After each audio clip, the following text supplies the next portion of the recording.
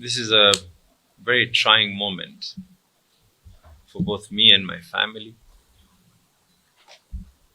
For those of you who know me, and I direct this to the people of Mombasa. I've been in the political field for in excess of a decade. And throughout my life,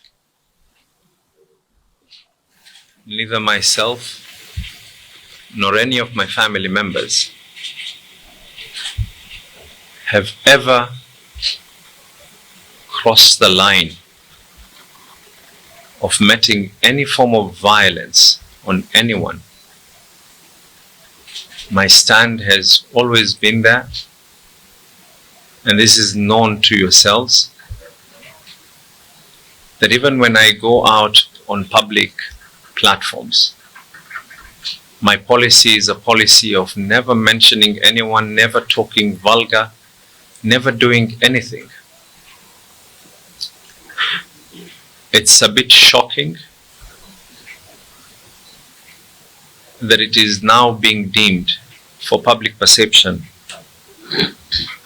that both myself and my 74-year-old mother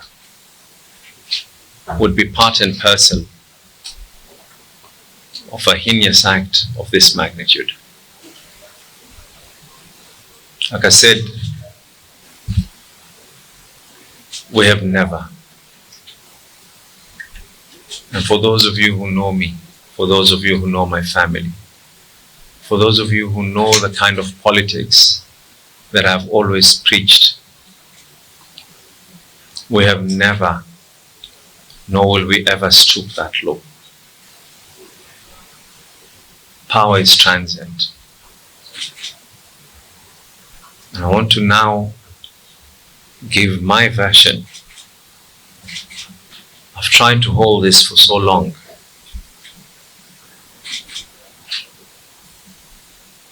Probably about a couple of weeks before the unfortunate incident that is said to have been done on this young man.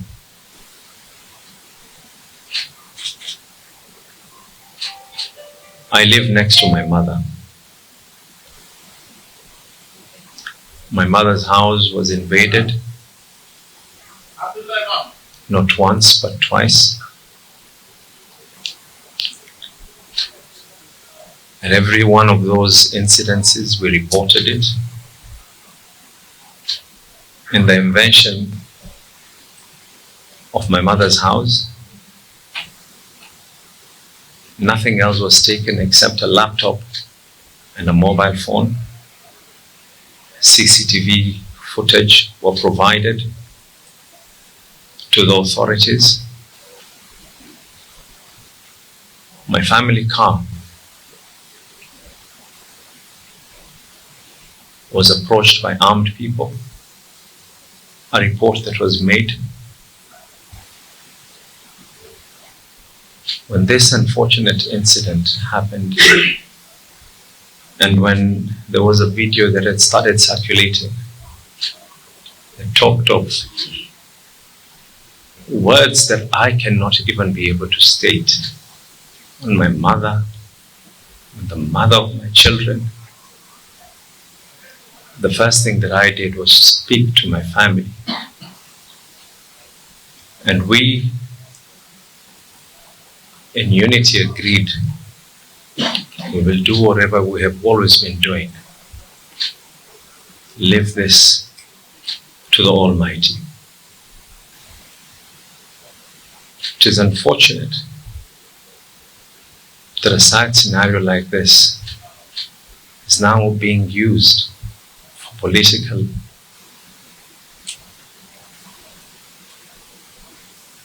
I'm more than willing to state this to the authorities. This young man has sent me personally messages in excess of 800 messages from different numbers. I have never responded to any one of those messages.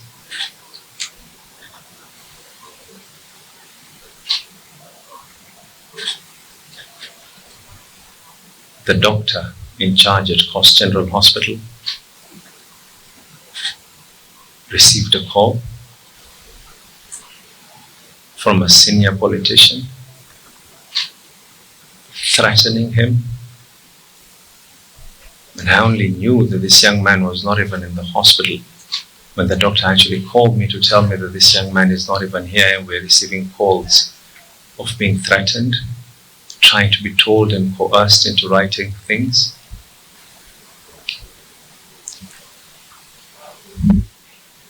Others are stating that I wish not to be able to go to the DCI.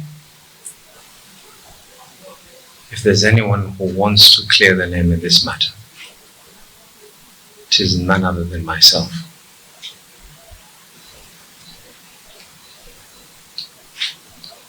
The summons were to today. We were requested not to go today anymore. My CEC was arrested for no other reason except the fact that he is someone who has been through me and with me in my political journey.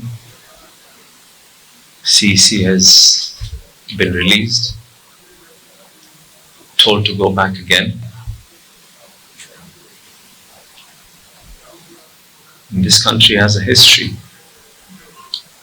of people being coerced, people being coached to talk about things.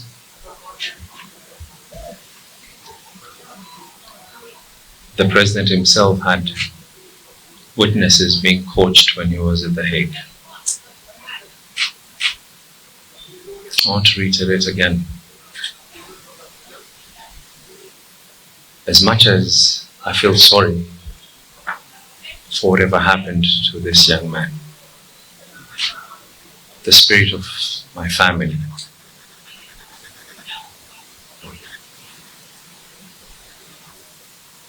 will not only forgive and forget,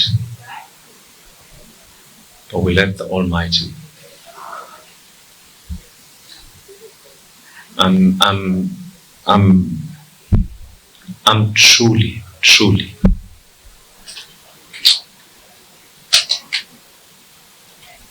I hurt not for any other reason, but my mother being dragged, being abused, and then now being accused together with her son, just because she gave birth to me.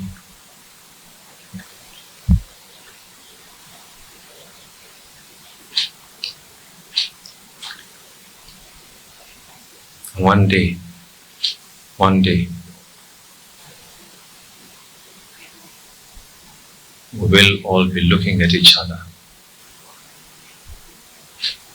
And I really pray and hope that the police will get to the end of this, that we'll get to the bottom of this whole thing.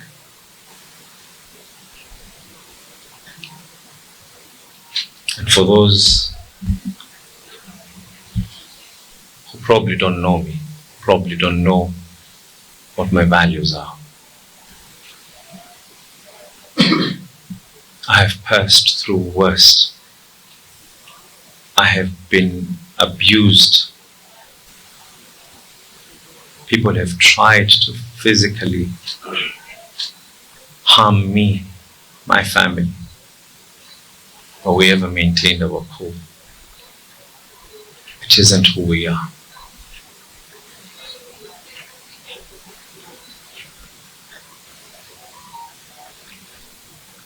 I have every intention of clearing our name. I have every intention of ensuring that those who are behind this form of malignment will equally be brought to book.